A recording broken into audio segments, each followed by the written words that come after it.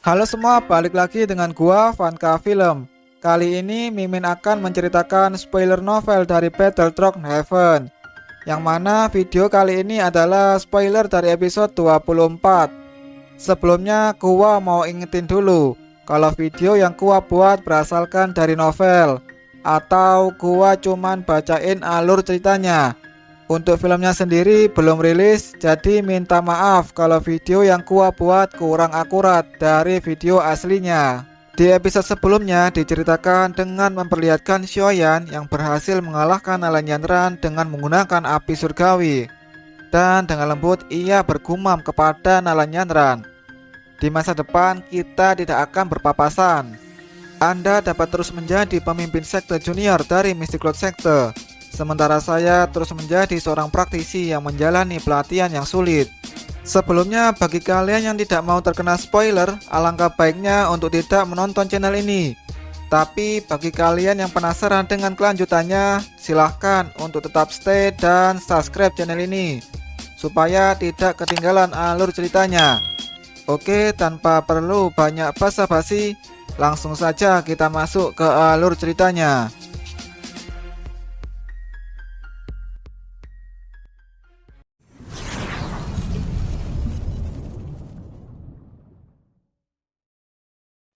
Cerita dilanjutkan dengan memperlihatkan Xiaoyan yang hendak menyerang Nalan Yanran.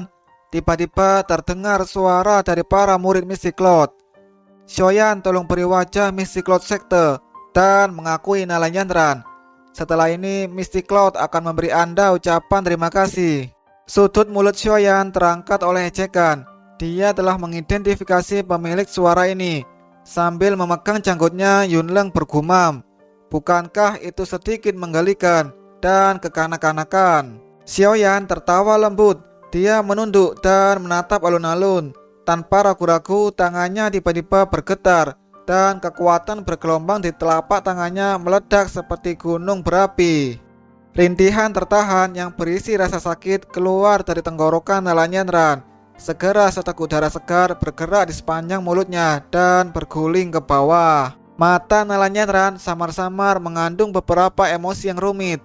Saat dia menatap wajah pemuda yang tetap dingin, dia perlahan-lahan menutup matanya saat lengannya menggantung ke bawah. Semua tatapan tertunda pada siluet yang jatuh dari udara. Wajah-wajah murid Mystic Cloud Sekte dipenuhi dengan rasa tidak percaya. Nalan Yanran adalah orang yang paling menonjol di antara generasi muda dari Mystic Cloud Sekte. Pada usia 13 tahun ia berhasil maju ke Dausi, dan pada usia 20 tahun dia telah menjadi Dadausi. Dadausi yang berumur 20 tahun, meskipun orang tidak akan berani mengatakan bahwa kecepatan pelatihan semacam ini adalah hal yang paling luar biasa dalam bertahun-tahun di Mystic Cloud Sekte. Namun ketika mereka mengingat Xiaoyan bahwa 3 tahun lalu ia bukan Dausi dan dianggap sampah klan Xiao, 3 tahun kemudian kekuatannya sudah mencapai Nalan Yanran yang diangkat ke kelas Dadausi di usianya yang akan 17 tahun. Jika seseorang mengatakan bahwa kecepatan pelatihan Nalan Yanran adalah sesuatu yang orang lain akan rasa hormat, maka Xiaoyan mungkin akan menyebabkan orang menjadi takut. Beberapa orang diam-diam menelan air liur mereka, bertukar pandang satu sama lain, dan wajah mereka langsung dipenuhi dengan ketakutan dan keringat dingin. Saat itu pendiri Mystic Cloud Sekte beberapa keajaiban yang pernah mengejutkan benua juga secara kebetulan mencapai kelas Dadausi pada usia ini. Ekspresi Nalanci telah menjadi jauh lebih gelap saat ini. Kepahitannya begitu sulit untuk dijelaskan. Sesuatu yang awalnya sangat baik, ia tidak hanya kehilangan cucu lelaki yang hebat, yang akan menyebabkan semua orang iri. Kini dia benar-benar membuat kerugian ganda. Mo Chen dan yang lainnya di sampingnya hanya bisa saling melirik dan menggelengkan kepala mereka dengan senyum pahit. Kecepatan pertumbuhan Xiaoyan selama 3 tahun ini adalah sesuatu yang mengejutkan mereka. Sungguh orang kecil luar biasa. Pama menghela nafas.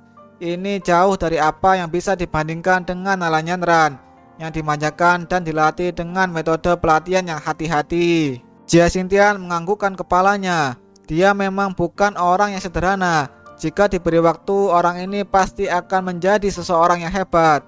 Kaisar Es menatap langit dan menghela nafas lega. Dia tahu bahwa bagian paling berbahaya bukanlah pertarungan dengan Nalanjandran, tetapi para tetua dari Mystiklot Sekte. Kaisar Es mulai mengalihkan pandangannya ke para tetua dari Mystiklot Sekte yang duduk di platform batu. Si kecil sialan membawa kemarahan dengan tangannya. Yunleng membantingnya dengan keras di atas meja batu di sampingnya. Penatua pertama, apa yang harus kita lakukan selanjutnya? Nalanjandran sudah kalah, ucap GY. Wajah Yunleng berubah berulang kali. Karena Nalanjandran mewakili seluruh Mystiklot Sekte, maka tidak diragukan lagi akan merusak reputasi Mystiklot Sekte. Secara alami ia perlu memikirkan cara untuk menyelamatkan reputasi yang telah mereka hilangkan, dan itu membuat hatinya sangat cemas. Tatapan Yunleng tiba-tiba berhenti pada wajah GY yang pucat, seperti melihat hantu. Akhirnya dia pulih, mengarahkan tangannya yang bergetar ke arah Xiaoyan di udara, sementara mulutnya menggigil. Suara lembutnya yang tertekan yang tak bisa menyembunyikan rasa takutnya. Penatua pertama, dia adalah orang misterius yang membunuh Mo Cheng. Kata-kata yang dilepaskan GY ini seperti ledakan besar yang mengejutkan surga. Ekspresi semua tetua Mystiklot Sekte di platform batu berubah secara drastis dalam sekejap. Xiaoyan acuh tak acuh menyaksikan sosok yang jatuh. Dia menyebut kepahitan dan kesedihan di wajah Nalanjandran, dan kelelahan melintas di matanya. Akhirnya semuanya berakhir. Sepasang sayap di depannya mengepak, tubuhnya mengikuti di mana Nalanjandran jatuh. Dia perlahan turun. Saat dia hendak mendarat di tanah, bayangan putih tiba-tiba melayang ke arah Xiaoyan. Ternyata itu adalah kertas putih yang dilipat dengan sangat rapi. Kertas putih ini adalah sesuatu yang sangat akrab dengan Xiaoyan, yang pernah mengejutkan semua orang. Karena Xiaoyan menulis surat perceraian di kertas putih ini. Perlahan Xiaoyan membuka lipatan kertas putih. Tatapannya menyapu ke bawah. Sidik jari yang ternoda darah bersinar tajam di bawah sinar matahari. Xiaoyan menatap surat perceraian ini selama beberapa waktu. Dengan lembut menggelengkan kepalanya. Dia melirik Nalanjandran yang hampir menyentuh tanah. Nalanjandran menopang dadanya dengan tangannya. Darah segar mengalir keluar dari sudut mulutnya. Nalanjandran berdiri dengan susah payah dan menatap Xiaoyan yang berdiri agak jauh dengan kertas putih di tangannya. Xiaoyan, kamu telah menang. Menurut kesepakatan pada saat itu, jika aku kalah dalam pertarungan, aku Nalanjandran akan menjadi budakmu. Namun untuk reputasi sekte ini, tolong maafkan saya karena tidak dapat melakukan apa yang telah disepakati. Bagaimanapun gambar saya yang arogan dan tidak masuk akal telah tertanam di hati saya. Metode yang saya gunakan memang tidak pantas. Karena itu tolong bantu sampaikan permintaan maaf saya kepada Paman Xiao di masa depan. Tangan Nalanjandran tiba-tiba menjulur secara vertikal dengan cepat meraih pedang panjang. Ia melambaikan pedang panjangnya, ujung tajam pedang itu membelah lehernya. Akan tetapi, tepat saat bersentuhan dengan kulit putih salju, jari-jari panjang muncul dan segera dengan tajam memotong pisau. Ketika pedang panjang terhenti meninggalkan bekas luka berdarah yang dangkal, Nalanjandran mengangkat kepalanya. Ia menemukan sepasang mata hitam pekat yang acuh tak acuh. Aku tidak tertarik untuk menganggapmu sebagai budak. Karena itu Anda tidak perlu melakukan hal-hal seperti itu. Untuk menjaga reputasi Mystiklot tetap utuh. Xiaoyan melirik Nalanjandran yang menggigit bibir merahnya. Dan dia tidak bisa menahan perasaan tak berdaya dalam hatinya. Selain itu, jika Nalanjandran benar-benar bunuh diri di tempat ini, kemungkinan Mystiklot akan menjadi marah dan hubungan di antara mereka akan benar-benar menjadi musuh. Perjanjian 3 tahun sudah berakhir. Di masa depan kita tidak akan lagi memiliki keterikatan satu sama lain. Kerugian Anda hari ini dapat dianggap sebagai harga kecil untuk metode yang salah yang telah Anda adopsi saat itu. Anda juga harus tahu bahwa perjanjian kertas semacam ini tidak memiliki banyak kekuatan mengikat. Xiaoyan dengan lembut mengayunkan surat perceraian di tangannya, menjentikan jarinya dan api berwarna hijau naik di jarinya. Di depan Nalanjandran, kertas itu segera dibakar, menjadi tumpukan abu hitam yang melayang tertiup angin. Hari ini aku akan mengulangi kata-kata yang telah aku katakan kepadamu 3 tahun yang lalu. Nalanjandran, di masa depan Anda dan klan Xiao kami tidak memiliki hubungan apapun. Selamat, kamu bebas. Ekspresi Nalanjandran menjadi rumit. Ia akhirnya mendapatkan yang ia kejar. Namun karena alasan yang tidak ia ketahui, hatinya tampak kosong. Semuanya, pertunjukan yang menarik sudah berakhir. Harap kembali ke rumah Anda. Xiaoyan mengangkat kepalanya dan tersenyum pada semua orang. Dia mengeluarkan pung asap berat dengan ceroboh, menyarungkannya di punggungnya. Setelah itu dia perlahan keluar dari alun-alun di depan banyak tatapan. Tuan Xiaoyan, tolong tetap di belakang. Ada beberapa hal yang ingin verifikasi secara pribadi oleh misi cloud sector kami. Di pohon besar, KSRS pandangannya menyapu alun-alun dan bergumam. Sial, apakah dia dikenali oleh seseorang?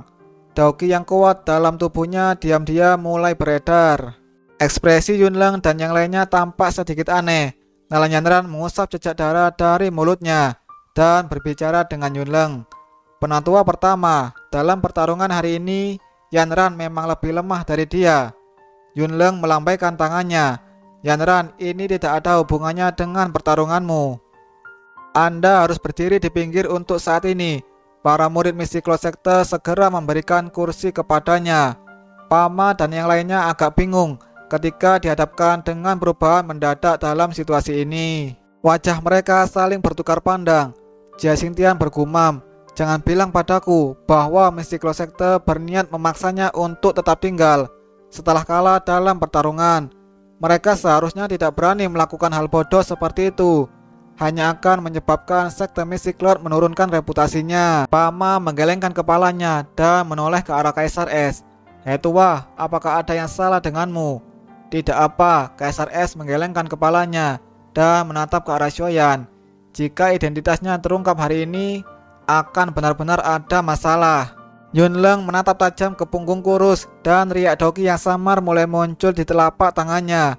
Begitu Xiaoyan mengambil tindakan untuk melarikan diri, dia segera menghentikannya. Apakah ada yang salah, penatuan Yunleng?